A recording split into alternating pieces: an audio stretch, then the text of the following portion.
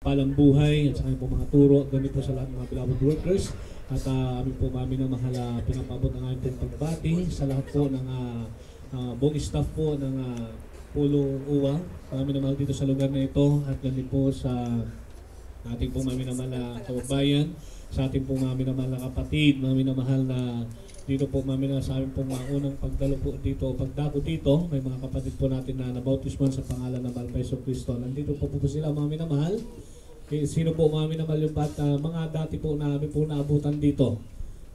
Ilan na lamang po ba mami na mahal? O, sila po mami na. Yung mga bago po mami na mahal na nakarating dito. Ilan po dito? Yung mga bagong dating. Oh, praise the Lord, mami na mahal. Inibig po kayo ng mahal na Panginoong Jesus. Amen? Sapagkat minsan talaga pong daraan po tayo sa mga ganito mga pagsubok sa buhay upang tayo po ay dumalangin sa malapay minsan, mami na mahal. Ganun na lamang yung paglambing ng Diyos sa atin. Amen? Yung pong upang makilala natin siya, kailangan nating dumaan muna sa mga pagsubok upang tayo po ay matutong manalangin. Amen? At alam niyo po, yan po ang aming pong ipapahayag sa inyo sa araw na ito kung paano po kami nakilala sa mahal na Panginoon. At hindi lamang po kami mga minamahal na nakadanas ng mga ordinaryong mga pagsubok sa buhay. Kumbaga, bilanggo din po kami sa tinatawag na kasalanan. Yun po ang pinakamatindi. Ang ibang lingkod, mga minamahal, bilanggo po ako sa kasalanan. Mga minamahal, yung ganito pong sitwasyon, mga minamahal, ay masabi ko po na isang pagsubok sa inyo. Pero yung sa akin pong naranasan, matindi, mga minamahal. Nung ako po ay hindi po naka-abroad, ako po ay isa pong drug pusher, isa pong drug addict, mga minamahal. At hindi lamang po yun, ako po ay laman ng mga beer houses sa dako po ng Pangasinan. Sino po mga taga Pangasinan dito, mga minamahal? Dagupan City, yan ang aming pong Ordaneta City, yan po ang aking pong destination nung araw. Ay nagbibinta po ka ng pinagbabawal na gamot, yung pong marijuana at shabu. Doon po sa mga bahay aliwan, mga minamahal, kinakaibigan ko po yung bouncer at yung mga babae na nandun, mga minamahal, ako po yung nagpapapat session sa kanila. So, matindi yung aking pong pagkabilang ko sa kasalanan. Wala po akong kapayapaan sa puso't isipan. Ang aking beloved wife, mga minamahal, nag-abroad na lamang sapagkat hindi niya matis yung aking ginagawa. Siya po mga minamahal na nakita ng mga marijuana sa aking bulsa. Alam niya mga minamahal na doon po sa aming lugar ay kasama ako mga minamahal sapagkat mga kamag-anak niya yung mga drug pusher doon. Ako po yung runner. Mga minamahal, ako po yung bumibili. Mga minamahal, tapos binibinta, inutusan. Kaya ganun po mga minamahal, dumating panahon ay sa aking pag-session sa mga iba't ibang tao, nagkaroon po ako ng hepatitis B, karamdaman na wala pong kagalingan. So wala pong paraan para ako po yung mag-abroad. Subalit ang Diyos sa ministeryo ito, Diyos na nagpapagaling ng karamdaman. Amen? Hindi lamang po yun, Diyos ang babago ng buhay at ang Diyos na naghihimala. So wala pong imposible, wala pong imposible sa mahal na Panginoon, mga minamahal, sapagkat nung panahon na yun, talagang wala pong kapag-asa. Hindi po akong piling mag-abroad. May record po ako sa Argilis Medical Center, sa SM Laso, sa Physician Tower, sa Makati Mid, lahat yun, pare-pares meron akong karamdaman ng hepatitis B. Sabi na huwag ka nang magtangkang mag-abroad. Subalit mga minamahal, pinatunayan ng Diyos sa kanila. Sabi ko, taga Jesus Miracle Crusade ako, pinagaling ako ng mahal na Panginoong Jesus. Dumating yung time mga minamahal, nagulat mismo yung mga medical technologies, maging dun sa SM Laso kasi yun yung final na lugar na kung saan ako nagpa-medical. Sabi sa akin mga minamahal ng doktor doon, sabi niya, tinignan niya ako patas pa baba. Sabi niya, taga Jesus Miracle Crusade ka pala. Anong gagawin mo doon sa Qatar? Mag-preach ka doon?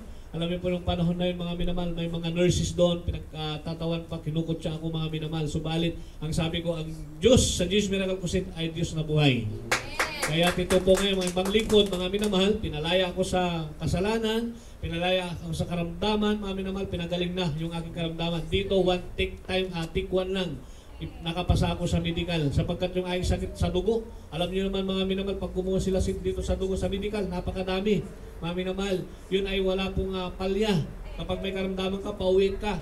So dito po mga minamahal, 5 years na po ako sa kabagan ng mahal na Panginoon. naglilingkod sa ating dakilang Diyos at nagtatrabaho dito sa Dako ng Katan. Kaya't mga minamahal, patuloy po kayo makinig at dadako po tayo sa mga patuto, mga ilan po nating mga mahal kapatid na nakaranas ng mga himala. Pakinggan niyo pong maina mga minamahal, sapagkat sabi po ng Biblia, mga minamahal, ang himala ng Diyos, kung sino po yung mga sasampalataya, mga minamahal, sila rin po ay makakatanggap, mga minamahal ko, ng pagpapala. Lalo na yan, mga problema tayo, mga minamahal, yan po mga minamahal ay kayang-kayang pawiin ng mahal na Panginoon. Natin magsabing praise the Lord. Praise the Lord. Yan po yung pong i-exercise, yung laging mag-praise the Lord. Amen? Yung hallelujah, praise the Lord, yan po ay kapangyarihan nang gagaling sa malabay, sabi sa Biblia. Sa iba nakakatawa yun. Amen, napakakurni naman, hallelujah, praise the Lord. Subalit sa Biblia, sa Revelation, ito po yung pinaka-mataas na pagpupuri sa Diyos. Kapag ginamit mo yan ng hallelujah, praise the Lord, kapag may problema ka, may karamdaman ka, yan ay papawiin ng mahal na Panginoon. Amen? Lapit magsabing praise the Lord. Praise the Lord. Praise the Lord. Praise the Lord. Amen. Mami na mahal, tayo na po yung mag-umpisa na. Aking pong ating natawagan. Ang una pong magpapasalamat sa mahal na Panginoon, Lord Sir Mr. Ann Kemson. Dito po rin po siya nakakilala sa mahal na Panginoon. Pakinggan niyo po at sundan po ng ating pong bilang Brother Johnny Biligan. Amen. Praise the Lord. Hallelujah, praise the Lord. Ang lahat ng kapurihan, pagdadakila at paglulahati ay tanging sa ating pinakamamahal na Panginoon. At ganun po, dobling paggalang sa ating kagalang-galang Pastor Wildy Estrada Almeida with his beloved children. At ganun din po sa ating beloved ordained preacher at ang kanyang wife, Sister Bernalyn, na kasama po namin ngayon dito. At ako po ay bumabati sa inyo ng magandang tanghali na at lahat po ng mga narito sa OWA, sa inyong lahat ng mga kapatiran. Alam niyo mga kapatid, ako po ay dating hindi saved dito sa Jesus Miracle Crusade.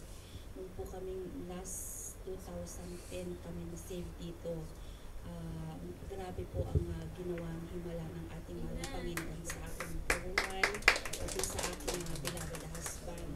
Dati po ang church namin ay nasa bahay lang namin, na talagang dinadaan-daanan lang po namin ito. Ngunit talagang napakabuti po ng ating Amen. Praise the Lord.